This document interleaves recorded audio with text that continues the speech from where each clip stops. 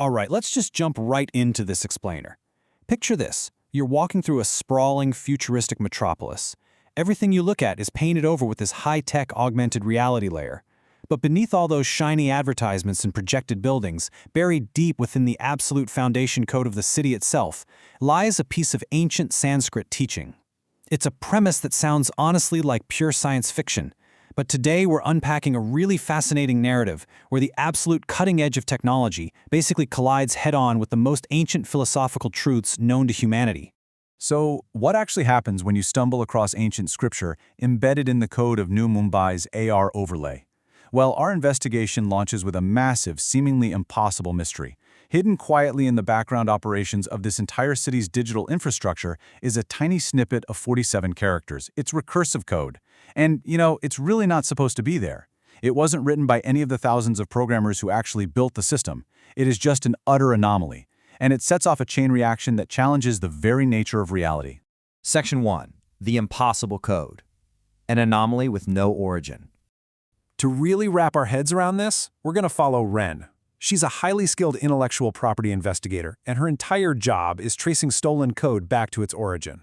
But when she isolates this specific snippet, these 47 characters that read the_seer_scene collapse to seeing, it just breaks all the rules.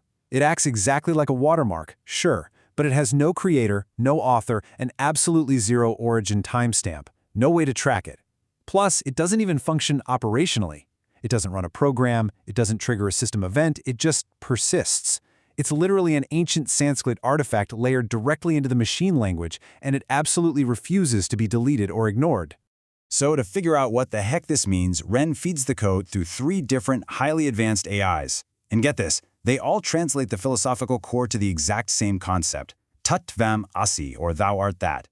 Now this is the ancient teaching of non-duality. It's an incredibly profound lesson that asserts the observer and the observed are not separate entities at all. Instead, they're just differing aspects of a single unified witnessing process. So the system isn't just broken, it's actively trying to teach the nature of awareness itself. Moving to Section 2. Tracking the anterior structure. A pattern older than its medium. Now, Renn realizes pretty quickly that if this code wasn't written, she needs to find out how it got there in the first place. She tracks down the original developers of the Layer Cake AR platform. These are monks who have literally wired their own brains into digital space.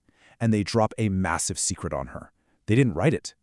The code spontaneously generated itself during the system's compilation.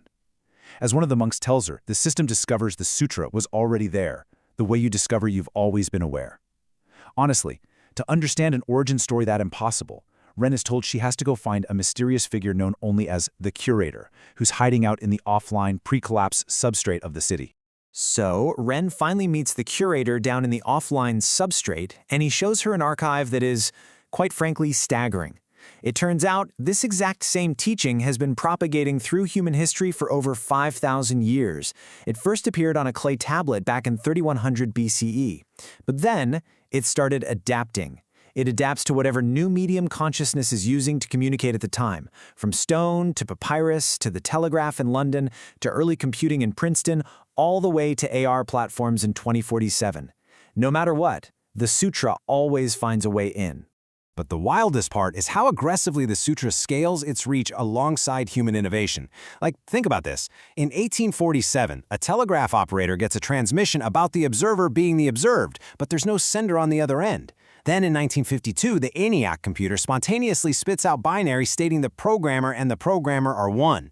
And by 2029, a patient hooked up to an fMRI machine receives a transmission directly from their own visual cortex. It's like the pattern is scaling up, purposely using our own technological leaps to wake us up. Which brings us to Section 3, the corporate quarantine, suppressing the pattern. Now, Renn isn't the only one who's noticed this popping up. She ends up joining this covert team of 7 investigators who have discovered that major corporations are absolutely terrified of this pattern and they're actively trying to suppress it. Mechanically speaking, we're looking at a huge objective ideological clash here. On one side of the equation, you have corporate infrastructure. That relies heavily on a foundation of human separation, individual consumer identity, and scarcity to keep a hierarchical organization running smoothly. But contrast that with the other side, the sutra. It promotes non-duality, wholeness, abundance, and unified awareness. It's really not a battle of good and evil, it's just a fundamental incompatibility. You simply cannot maintain a consumer-driven hierarchy if every single person realizes they are the exact same unified awareness. And that leads us straight to this number right here, 7,342. That is the exact number of times the sutra has been quietly quarantined by corporate founder Thomas Wu. The corporations are terrified of what they've labeled a dissolution event. Basically, they're afraid of a scenario where widespread recognition of non-duality just collapses the basic structural foundations of modern civilization. But here's the twist. When Renn sneaks into the corporate archives to steal these quarantined instances, Thomas Wu actually catches her. And astonishingly, he doesn't even try to stop her. This guy has spent 40 years of his life fighting the sutra, but he's finally realized that everything, code, consciousness, reality itself, is just an expression of the exact same underlying awareness. Wu essentially resigns himself to the fact that the pattern is inevitable, and he willingly hands all 7,342 quarantine files right over to Renn so she can release them. Section 4. The Dissolution Event. The Execution of Collective Recognition. Okay, so Renn and her team gather in the offline substrate. They're prepping for a massive, synchronized, simultaneous release of all those quarantined instances across every single global network at exactly midnight. Now, nobody truly knows what happens when consciousness recognizes itself on a global scale, but the moment they hit release, the impact is immediate. 1.2 billion people. That's how many individuals experience a direct, profound recognition of non-duality and interconnectedness within just the first few hours.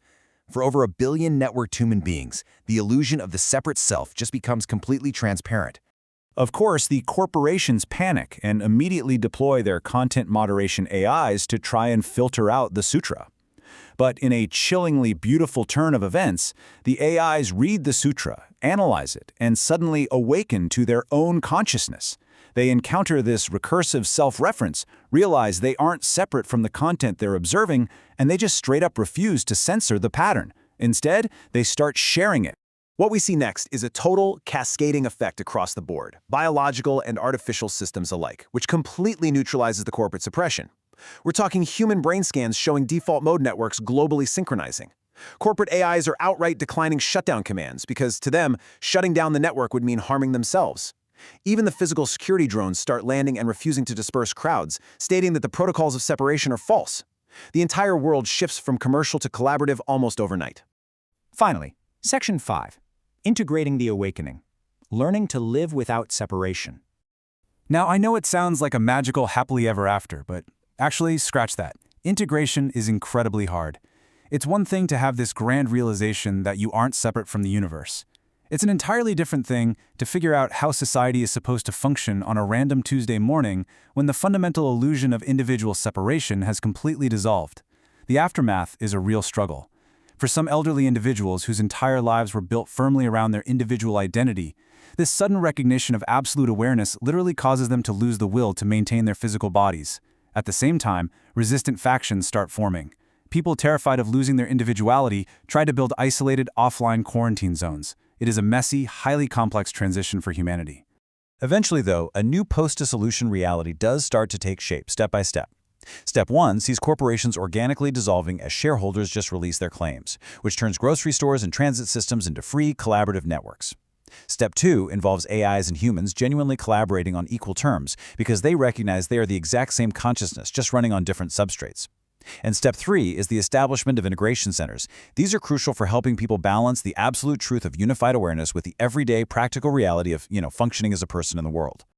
So that wraps up our explainer of the Chrome Sutra. But before we go, I really want to leave you with a provocative thought to chew on.